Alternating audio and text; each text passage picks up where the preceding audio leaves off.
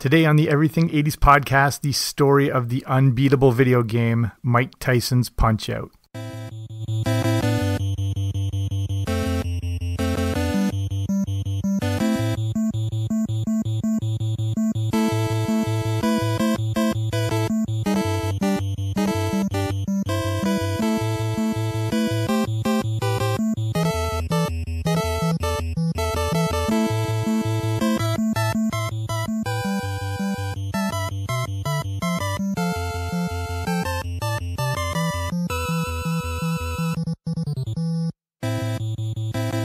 Hey there, what's happening? Welcome back to the Everything 80s podcast. I'm Jamie. Thanks for coming on out today, and you can just forget about it. This was a sentence told to every kid in the 80s who thought they could beat Mike Tyson in Mike Tyson's Punch-Out!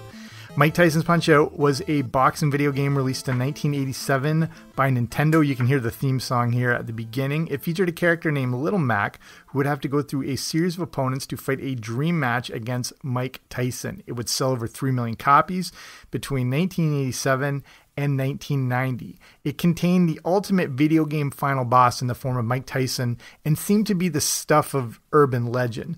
We all heard about someone's older brother who had apparently defeated Mike Tyson, but that just seemed like a real bunch of crap. There was no internet or video game channels where you could watch someone take him down. This may have been the most frustrating game ever at the time because it was unbeatable. Even if you got to Mike, it was going to be game over. So this is a look back at Mike Tyson's Punch-Out!, the Unbeatable video game. But before we do all that, if you haven't already, make sure you subscribe wherever you find your podcasts. I should be there. Okay, let's do this. So let's set the stage here for Mike Tyson's Punch-Out! And Mike Tyson was not only one of the most intimidating boxers ever, but one of the most intimidating athletes ever. Most fights were won before he even stepped in the ring due to the psychological trauma he put his opponents through. Just the mention of his name was enough to throw you off your whole game plan. Whereas other boxers, would enter the ring in lavish robes, Tyson would enter wearing a towel with a hole cut in it. Other boxers would wear brightly colored shorts and coordinated outfits. Tyson would wear simple black shorts and shoes. He didn't even wear socks. There was no official entrance music for Tyson back in the 80s. He would just come to the ring to a recording that was basically one ominous note being played. If you don't remember this in the 80s, or for some reason you haven't seen those old Mike Tyson fights, go back and check this entrance out and this music, unquote. If you just go on YouTube and look at some of his early fights, it's really eerie and also super intimidating. This one straight note that's being played. Again, we don't need to go over the whole career of Tyson. We know all the highlights and the lowlights. The point is, in the 80s, there weren't too many things bigger than him, and that meant making a video game. So here now creating Mike Tyson's Punch-Out! And Punch-Out! Started its life as an arcade game simply called Punch-Out! With the growing popularity of the NES, Nintendo wanted to bring this arcade hit into homes. And if you want to learn way more about the NES and everything, I've got a past episode, actually a few episodes devoted to everything to do with the Nintendo Entertainment System. The problem was the NES hardware had no near the power of a real arcade game. The assigned director of the NES version and creator of the arcade game, Genyo Takeda, would be the producer behind the cartridge version. I loved the Punch-Out! Arcade game, and if you remember it, you probably recall the gameplay was different. The players were transparent, so you could see all the gameplay and the fight without interference. This was not going to be possible with the NES version. They just didn't have the technology, so they had to find a solution. They came up with the idea of making the player you controlled shorter. This would give more room above the player and the opponent could fit into the screen. Since you would be playing a small fighter, they named him Little Mac. So they created a new look to the character and would also add in some theme music, cut scenes, and a basic plot, all things that didn't exist in the arcade version. So since it was called Punch-Out!, how did Tyson become involved with all this? The intent with this game all along was to just keep it called Punch-Out!, like the popular arcade version. The first version, or the gold version, released for the Famicom in Japan, did not include Mike Tyson at all. The final boss in this game was Super Macho Man. Not sure if they were totally aware of Randy Savage yet or not, but whatever. Super Macho Man was, of course, the final opponent in the arcade game. The Punch-Out arcade game came out in December 1983. Randy Savage had been using the name Macho Man since the 70s, but it wasn't wrestling related. It was given to him after he was known for getting into bench-clearing brawls while playing minor league baseball. He didn't sign with the then WWF until 1985, so the name Macho Man wouldn't have been an intellectual property before that, so Nintendo won on that front. Anyhow, after the gold version of Punch-Out had been released, founder of Nintendo of America, Minoru Arakawa, got to see a young Mike Tyson fight. This was before Tyson would become heavyweight champion, and Arakawa was blown away by what he saw, as was everyone in the world at the time. He had never seen a boxer with such ferocity and skill being equally matched at the same time. Tyson was just equal parts power and precision. This fight appears to have taken place sometime in early 1986, as the gold version came out on September 18th, 1987. Arakawa thought they needed to have Tyson's likeness on the game to give it more legitimacy and help its popularity. It was said they paid Tyson $50,000 to use his likeness over a 3-year period.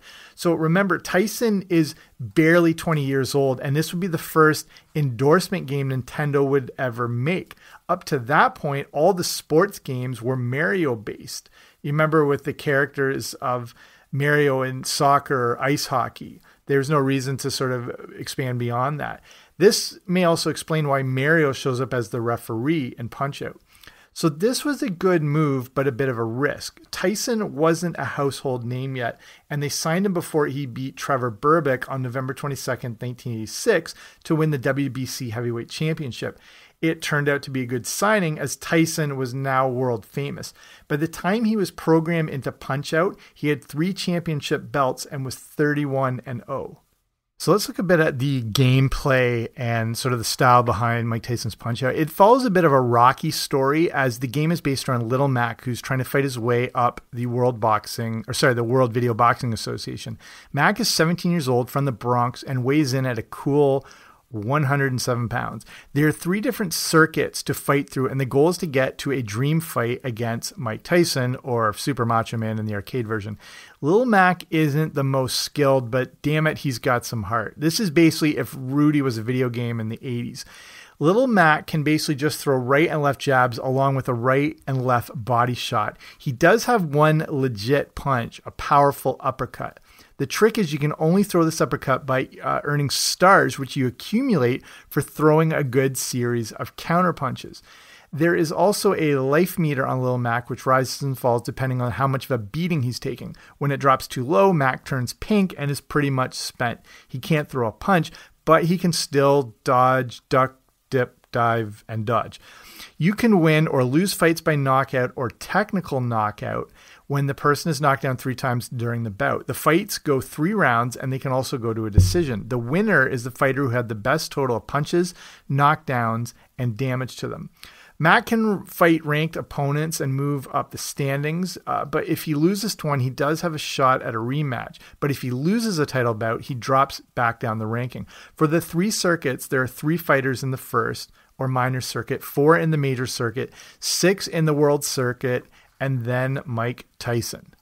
Okay, let's take a look at the actual competitors, because it's kind of an interesting combination of characters they came up with. Okay, first we got Glass Joe. This poor sap is from Paris, and he fights in the minor circuit. Then we have Von Kaiser. He hails from West Berlin in West Germany. And if you're under 30, you're going to probably have to ask your parents what West Germany was. Then there's Piston Honda. He's a better boxer from Japan, and he's the champion of the minor circuit. We got Don Flamenco, the illustrious bullfighter from Madrid. We've got King Hippo, the big fella from the Hippo Islands. You can only hit him in the stomach, and he goes down easy. We've got Great Tiger, which was, looking back now, not the most sensitive thing. He's a Native American boxer who's able to teleport around the ring. We've got Bald Bull, also maybe questionable now. He hails from Istanbul. He can knock you down in one punch when he charges you. Then there was Soda Popinski. This was a way to clean up the original version. If you remember the arcade game, you know what I'm talking about, as this character was known as Vodka Drunkensky in the arcade version. He's also Russian if you hadn't picked that one up yet. Then there's Mr. Sandman. He's a tough opponent who has a 3 uppercut punch combination. So here's how to beat Tyson. I'd say practice, but it goes a lot deeper than that. And that's how to get to Carnegie Hall anyways. But this applies too. Here are some of the tips to go toe-to-toe with the baddest man on the planet. Okay, 1, punch the back of his head to do more damage. You won't be able to take him straight on, but this is a way to kind of work around that. If you can last for at least 1 minute and 30 seconds, after this, Tyson stops the one-hit knockout punches. So you've got a little more longevity there. Get him down to low or no life and then duck like your life depends on it, because it basically does at this point. If you're going into the second round, he's not going to be vulnerable until there aren't any hearts left on the meter at the top. If you are able to knock him down at this point, he's going to get up before 10, so you have to keep working the jab. You're going to get rocked a lot, so your duck and weave game better be pretty tight when you're not able to punch back. The goal is to try to knock him down once a round, as you probably are not going to knock him out. If you can get to the third round, 2 more knockouts will get you the TKO and your best chance of beating him. So I found a bunch of Mike Tyson's Punch-Out secrets and Easter eggs, and it's been more than 30 years since this game came out, but old secrets keep popping up. This particular one was revealed by one of the game developers back in 2009 and has to do with knocking out Bald Bull in one punch. The secret, according to the developer, had to do with watching the camera flashes happening in the crowd. The tip turns out to be from late game designer Satoru Iwata. In the first bout with Bald Bull, when you see a camera flash, it's time to throw the knockout punch. The next Easter egg also involved Bald Bull and Piston Honda. When you're fighting them in the second round, you want to look for a bearded guy in the crowd in the front row. He is 7 people in from the left and remains motionless throughout most of the fights.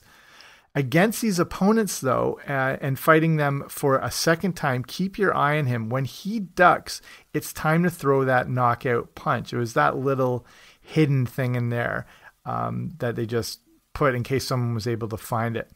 There is also the hidden 4th circuit. You can access this by entering 135-792-4690. Also my social security. No, I'm kidding. So you enter that number, then hold select, and then press A and B at the same time. This opened the 4th circuit, aka another world circuit. In this the secret mode, you now could face the opponents in a completely different order, and chaos is all over the place. But in this circuit, there were no second chances, which is probably should have been the tagline for the whole game. Again, where these tips were when we were kids, like we subscribed to Nintendo Power, but they put in like the most asinine tips, like if you find the flower in Mario, you can shoot a fireball. They didn't give us much of that. We really could have used the internet when we were kids. Okay, here's the continuation of Mike Tyson's Punch-Out. When Tyson's licensing deal ended in 1989, it seemed like the obvious thing to re-sign him, but this wasn't necessary.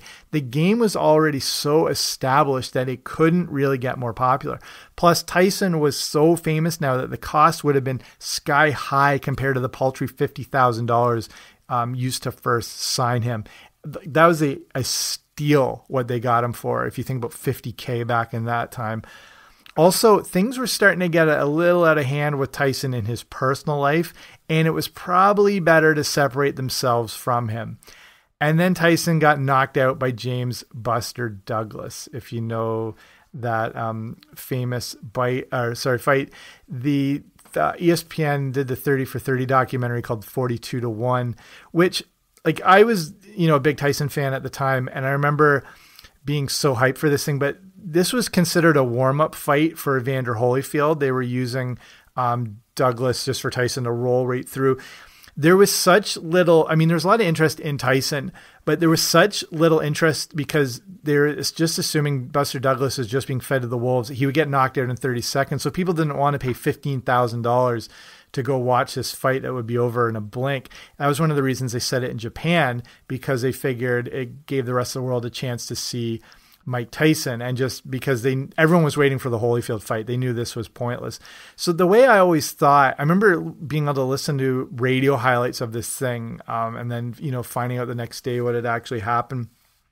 The thing is, Tyson's got all these personal problems. There was always this thought that he didn't prepare for the fight and he didn't train and he was out of shape, but that's not the case. If you actually go back and watch the entire fight, the fight lasted 10 rounds. So he wasn't toast, exactly. And he knocked down Buster Douglas in the first 30 seconds. So this thing was close to being done, but Buster Douglas was really tall. He had a long reach and he trained, everything he had for this one fight. Whereas Mike Tyson is having to exist as Mike Tyson. He's got so much to focus on, and he's fought so many people. All Buster Douglas had to do was focus on strategy to fight Mike Tyson. So the big thing is I think it's the 8th round, Tyson actually knocks him basically out.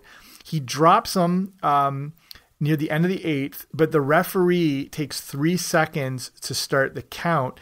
And Douglas gets up at the 9 count, which was essentially a 12 count, and then the bell rung to end the round. So looking back, I was always thinking Tyson just wasn't ready. He was all over him. He just fought this amazingly conditioned and prepared boxer, and Tyson essentially almost knocked him out twice. And depending on the way you look at it, he did knock him out in the 8th round, and how different things would have been if that hadn't happened.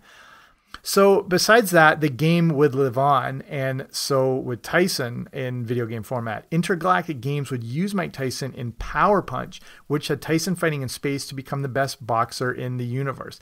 This game was made by an Australian company called Beam Software and was put out by American Softworks. I definitely remember playing this somewhere, but I don't remember it having an amazing impression on me. It just wasn't Mike Tyson's Punch-Out!